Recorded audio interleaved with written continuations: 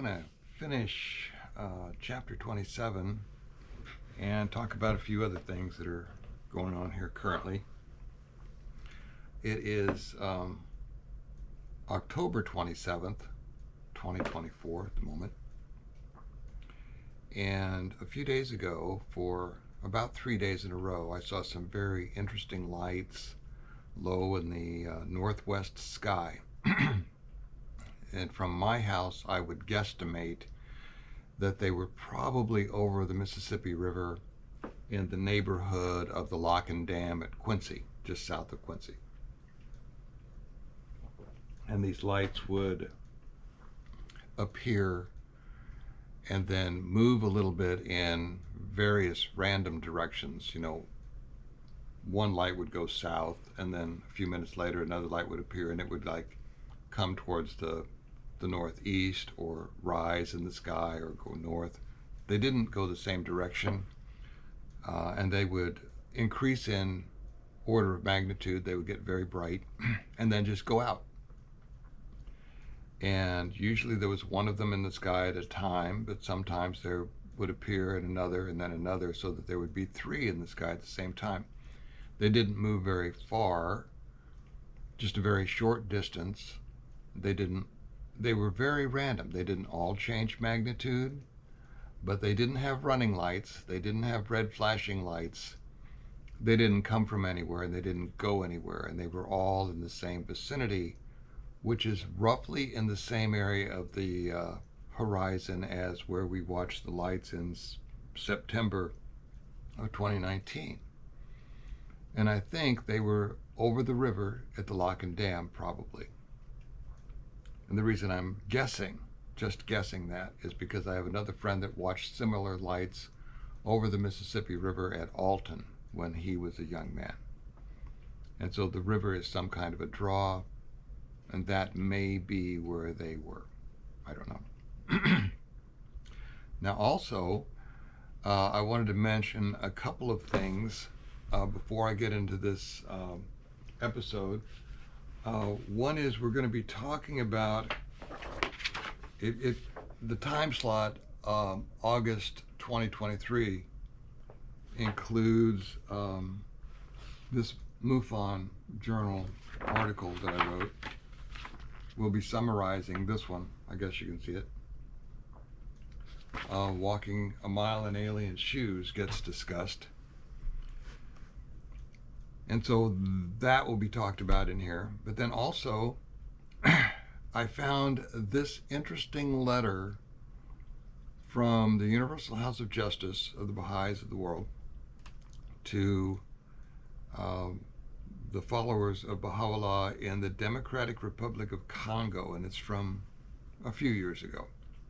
So it is a letter from human beings to human beings. They're definitely talking about human beings, but the things that they're saying may also apply to other intelligent beings who must have a soul. So the thing that I wanted to tell you is this, and it's just my opinion. But personally, I feel it may well apply to any individual who has a soul as a member of the kingdom of mankind. Just my opinion. And the quotation is this: the soul has no gender, no ethnicity, no race. And let's see. I'm looking in here for it. It talks about the individual. An individual's true self is to be found in the powers of the soul, which has the capacity to know God and to reflect his attributes. The next sentence is, the soul has no gender, no ethnicity, no race. God sees no differences among human beings, except in relation to the conscious effort of each individual to purify his or her soul and to express its full powers. And so my surmise here is that other intelligent beings who are members of the kingdom of mankind, I guess the question is whether they have a soul or not, from my own point of view, I'm quite certain that they have to have a soul.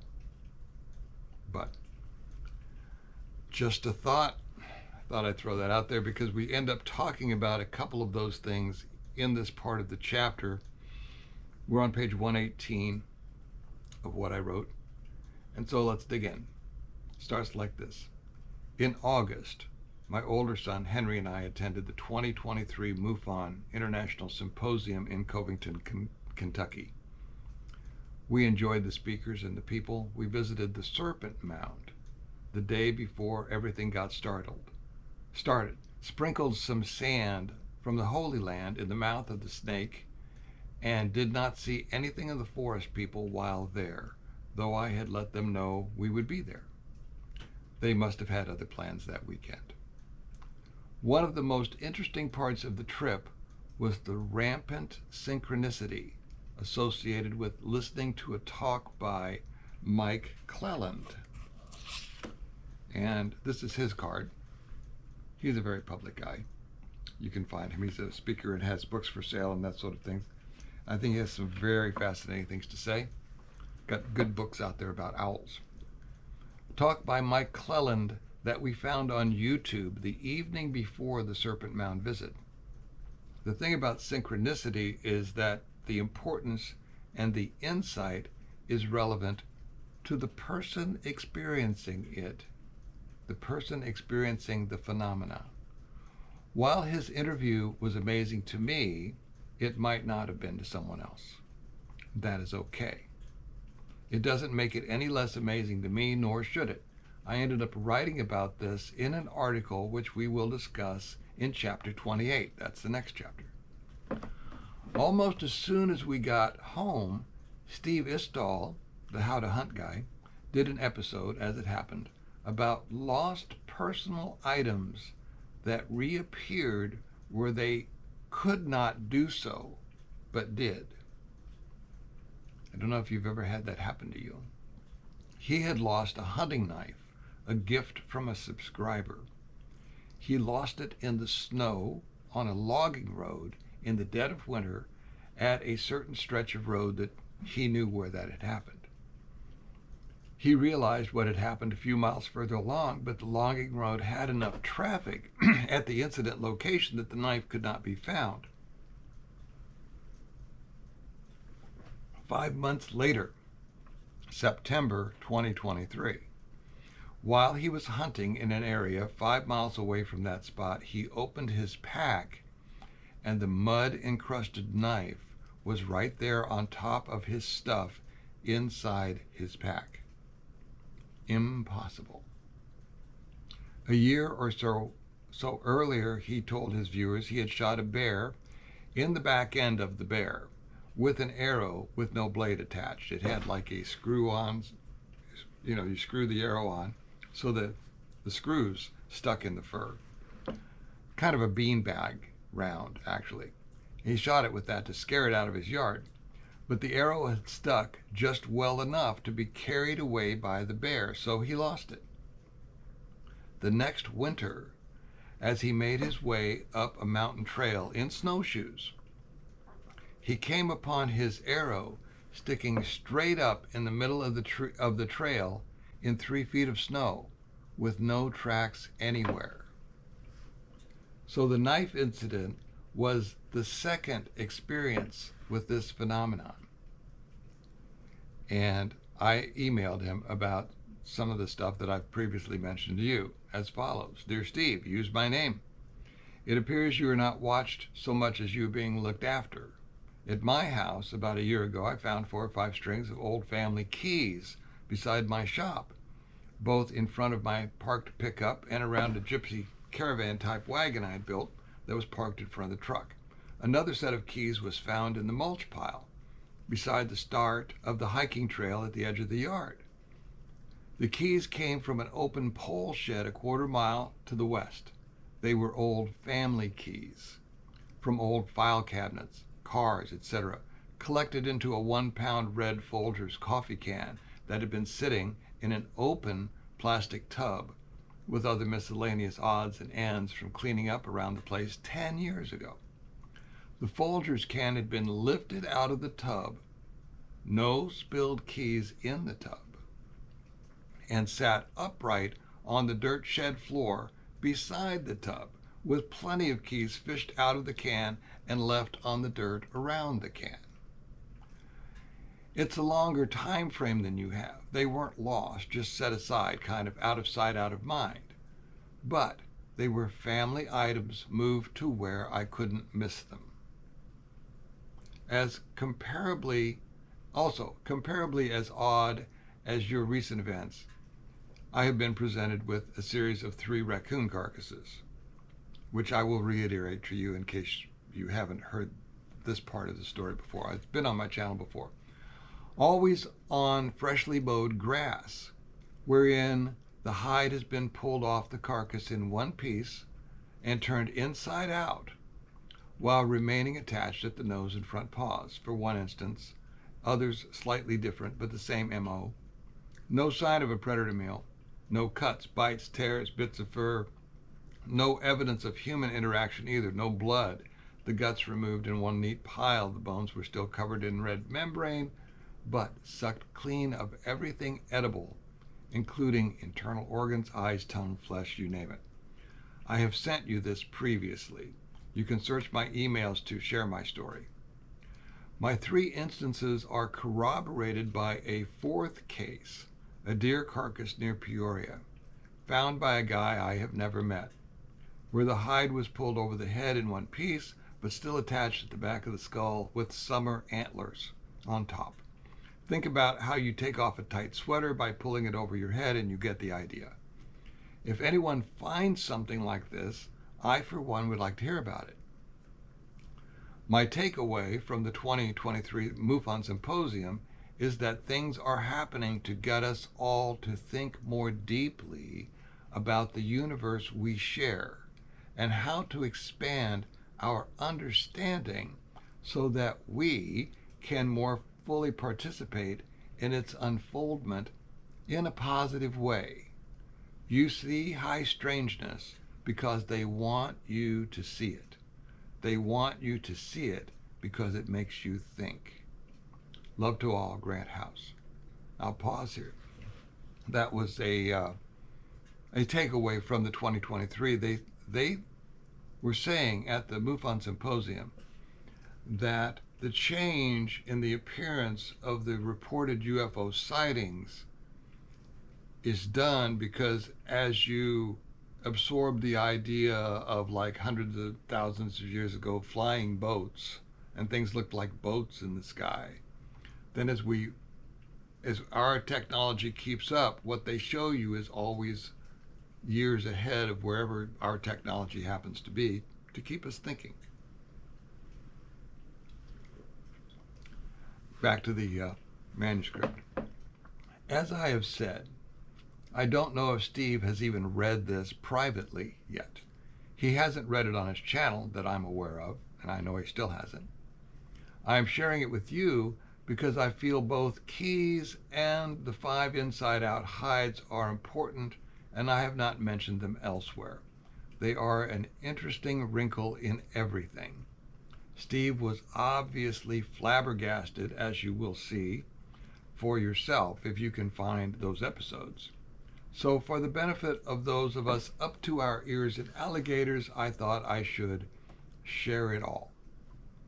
Now, another aside is that since then, Steve had someone write in. He read the email from a gentleman down around the Ozarks in Missouri who also found an inside-out deer carcass. So that would make, I guess, I've got 3, 4, that makes 5 of them. Maybe I had mentioned that earlier on in the manuscript. The September 2023 MUFON Journal included my article entitled "Walking a Mile in Alien Shoes," which I showed you at the beginning of the episode here. Steve often reminds the world that most people did not ask for their encounter with the unknown. Mike Clellan says the same. Picking up on that, I wrote as follows, quote, "An unwanted encounter with ET or Sasquatch in your own backyard has just boldly sent you where no you has gone before. Normal is now just a town in central Illinois. I felt it was and is important to acknowledge that encounters can be rough on the individual. So I said this. Don't get me wrong. PTSD, ridicule, scorn, denial, confusion, isolation, and other terrible side effects that may accompany an encounter must be properly handled by the experiencer, and what I am about to suggest may not be for everyone. It is only for our inner Spock. Maybe you have one, maybe you don't. I admit I am a fraidy cat, and though intellectually this seems right to me, I may be no better at actually doing it than anyone else. That last bit is true, I'm writing here, but I am getting braver as they continue at their own pace to approach and to help me get used to the idea, I think. And that is true. I am now spending the occasional night out in the gypsy wagon on the edge of the frontier, as it were, just to see what happens. It's been fun.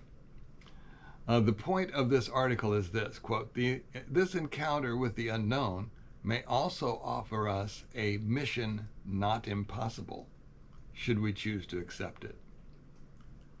The following is knowledge acquired from the emails to howtohunt.com, namely, quote, this was in the article. A growing body of experiencers indicate that humans may be tagged or adopted, like by Sasquatch, for instance, for unknown reasons. They choose you. I think some of my readers might agree that ufology and mankind have long been victimized by, shall we say, a lack of transparency regarding the true nature of the universe. Should we now allow ourselves to be further victimized by our brush with the truth? My naive courage says no. Taking some kind of control, imaginary or not, might feel really good right now, wouldn't it? So, what if there were protocols to guide our response to this event that everyone knew about in advance? Would that be better? Well, of course, I think the answer is yes, and the protocols are hinted at in the writings whenever they discuss how you should treat the stranger in your midst. Now, for me, the writings are the Bahai writings. For you, if you're Christian, they may be the Bible, or if you're some other faith, they may be another book. But anytime they're talking about strangers, the beings you encounter that are high strangeness fit that bill. So here we go. Quote, for myself, not you, just me, I feel the encounter represents an opportunity, an invitation by way of encounter to become an ambassador on behalf of humankind to an as yet unacknowledged species of mankind that tapped me, or you, on the shoulder. Just think of it. We can be one of the first humans to respond intelligently to an offer of interaction from another species, and travel to Alpha Centauri is not required.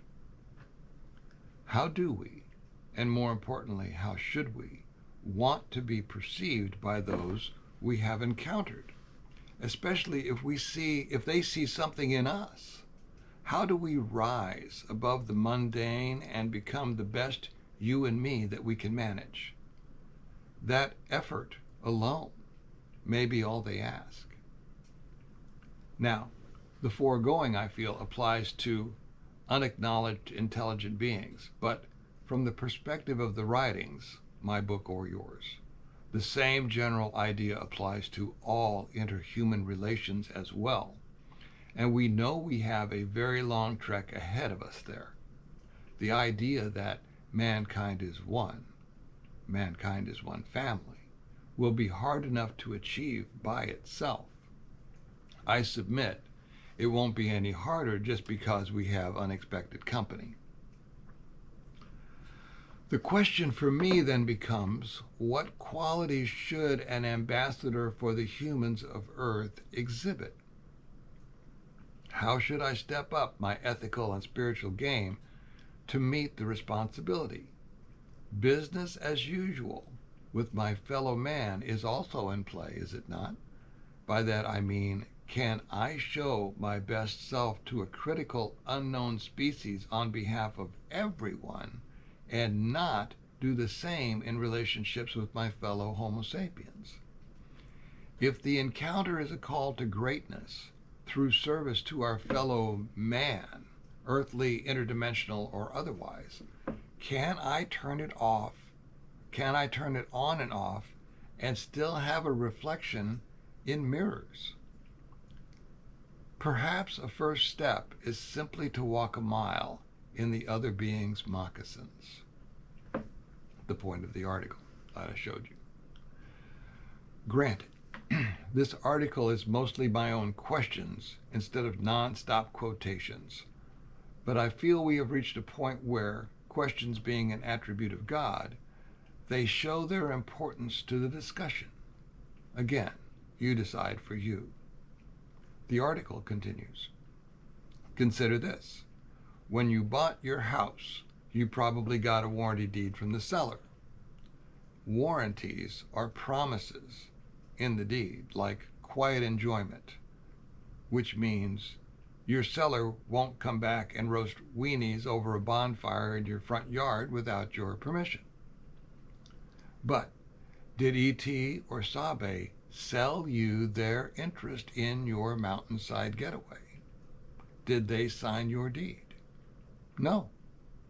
They made no promise to you at all.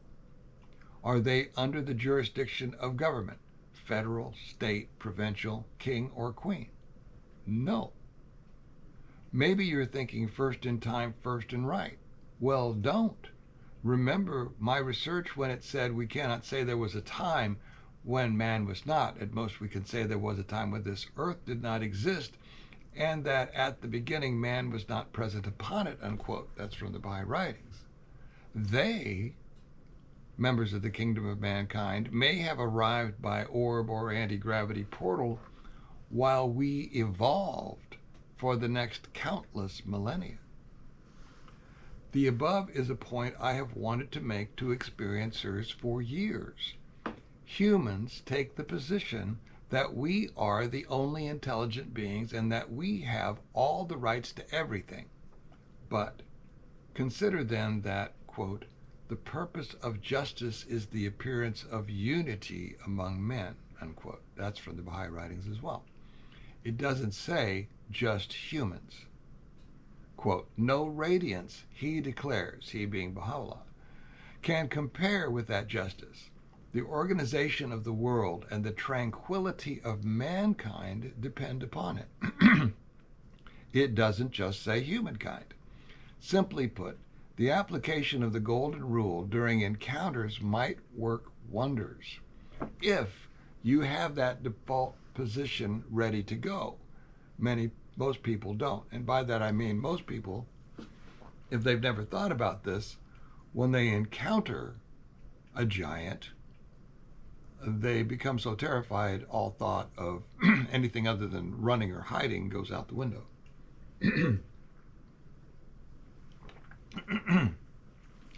Pardon me. Is there a roadmap for such an ambassadorial mission? I believe there is. If we had looked into the writings of my research back in 1938, we would have found this, quote, a mechanism of world intercommunication will be devised, embracing the whole planet, freed from national hindrances and restrictions, and functioning with marvelous swiftness and perfect regularity. 1938, that was said. You may be using that very thing to read this article or to listen to it now. It is being used to create the emerging oral history that I discussed earlier. And that emerging oral history is the one that Steve Istall reads out on his channel every day. The article continues. Quote, concerning others, the writings of my research suggest, quote, look upon him with the eye of friendship. Be mindful that you do not consider him as an enemy and simply tolerate him, for that is but stratagem and hypocrisy. This is not becoming of any soul. You must behold him as a friend. You must treat him well. This is right, unquote. This is describing proper behavior if you have an enemy. Other religious texts have similar language. We can't truly say that E.T. or Sabe fall into the enemy category, can we? For mere strangers, these writings say the following. Be generous in prosperity and thankful in adversity. I got a bunch of my own brackets in here. Bracket. The encounter counts as adversity, I would say. Going on. Be worthy of the trust of thy neighbor and look upon him with a bright and friendly face. Bracket. In my case, they are certainly neighbors. They're right there. Going on. Be unjust to no man. Bracket. It doesn't say humans. Going on. And show all meekness to all men. Be a home for the stranger, a balm to the suffering, a tower of strength for the fugitive. Be eyes to the blind and a guiding light to the feet of the erring. Bracket. This erring could refer to friends and family that we can't even tell about our encounter. Going on. Be an ornament to the countenance of truth. And the truth, bracket, it used to be out there, but now it's here. Going on. A breath of life to the body of mankind. Quote. The text goes on, but this gives an indication of the improvements I need to make on my ambassador self, and no mistake. Following this road, if I can, is a win-win, is it not? As I mentioned, this is back in the article, as I mentioned, other religious texts make similar statements, but for whatever reason, I haven't heard them applied to visitors from beyond the not in Illinois normal. Mounting evidence suggests our friends from out of town are well aware of all earthly religious traditions. Some of the mounting evidence I am referring to here is the 2x2 accounts, the 2x2 events occurring in my own yard. I ask, quote, should we really entrust this mission to government? No, no, and no. They are unprepared. They have not been chosen, and from what I can see, they do not have mankind's best interest anywhere on their person. Yes, I said that. Anyone who disagrees is free to write numerous papers on their behalf. And yes, I mean, government is a function of, human beings learning how to govern themselves, but what a long way to go before we're looking for the best interests of everyone. The article, Walking a Mile in Alien Shoes, ends this way. In summary, anytime you encounter the unknown, you are given the opportunity to build a better version of yourself for the benefit of everybody, especially if you can see the situation from the other being's point of view, human or otherwise. As a result, my humble opinion, which matters least, and I'm telling the reader that it's my opinion, is that all the rabbit holes should lead to humility before the vastness of the universe and the creatures, quote, whose number no man can compute, unquote. Your encounter, the one upcoming, is an opportunity not to be squandered. Am I up to that? Can I really do all that stuff I just said? Well, the fate of the earth may hang in the balance, so we'll see. And that's the end of that article. And it's odd, as I read these, I notice the difference between, reading and a visual medium like YouTube. So anyway, I wanted to get the information out there. So going on, we're almost done with the chapter here. Two more big paragraphs. On September 9th, 2023, I wrote in my journal, a few days ago, my younger adult son found a mushroom growing out of a leaf. The leaf had been placed on the gate post between the middle house and the stone house. In front of the keys shed, and that's where it was. I mean, that's just 50 feet from both houses. And in front of the keys shed down the lane where all those keys came from. After I mowed the path a few days ago, this is September 23 of 2023, I noticed a piece of drainage tile lying at the edge of the mower cut. It was twice the size of my hand, is this big around, and had come from where I opened up the gateway between the old property line just east of the twin sheds and the property we bought next door. You could say, nothing to see here, move along. But a few things don't add up. My son drew my attention to the leaf and the mushroom. Not me, I didn't found it, he did. He had been talking about mushrooms all summer, and at that time has since begun successfully growing lion's mane in a self-contained mushroom greenhouse in the basement. He is not enamored of high strangeness at all. Even he had to question how the leaf with mushroom attached had managed to land atop a 5-foot tall 6x6 gate post between the stone house and the middle house. If the mushroom grew on the leaf while up in the tree, it could fall, land upon, and remain upon the flat surface of the post. Please try that yourself for a couple of months and call me when you are successful. Or somebody placed it there. First, of course, someone would have to find such a leaf, and at age 72, I have never noticed one quite like this. Maybe you see them all the time. I suppose a squirrel could do this sort of thing. To be fair to skeptics, my friend Steve Estall, who I've never met, just mentioned in a How to Hunt post on February 6, 2014, that he has seen squirrels put mushrooms in the forks of trees. So this could be a squirrel thing. We learn things all the time, or not. This little guy here is the mushroom growing out of the leaf that I just told you about. Like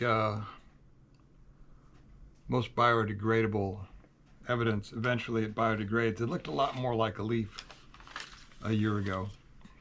The little GoPro just had it got too hot and shut down. So that's why we have this little edit here, right here, which gave me the chance to get that mushroom for you.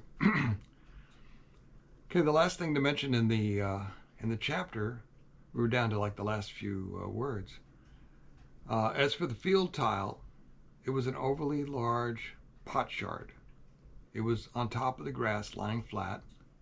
The mower theoretically could throw a bit of field tile, drain tile that far, but the spot was where it was found in line with the direction of the mower as it goes through the gateway where all this broken tile had been flattened out by tire tracks. The mower rarely hits any, and if it did, it would shoot it out to the right or the left. It would take quite a ricochet to land a piece where this one was found, which was in front of the shed where the red Folgers can full of keys is located. And this is in between, within 100 feet, of where 2 of the inside-out raccoon carcasses were found. So there's this little hot spot down there, a 1/4 acre. Did I mention the piece was twice the size of my hand? I did. That's a big piece of dry clay to have been chewed up and spit out by a commercial mower, especially after bouncing off of something hard enough to send it 40 yards away from where it started. Like a lot of these oddities, I suppose it could happen, and one might not even notice these things unless one is on the lookout for them. When placed in context with the truly unexplainable, they begin to appear suspicious. And that's the end of the chapter. That's where I'm going to leave it today. And that is it. You have to be on the lookout for some reason.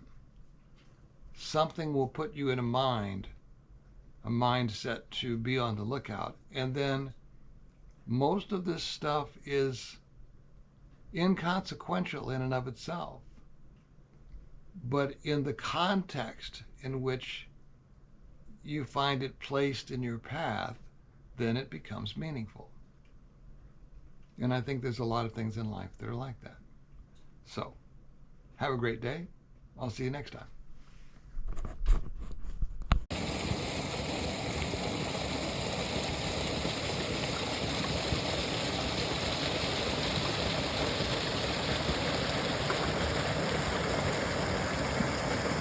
Super cool.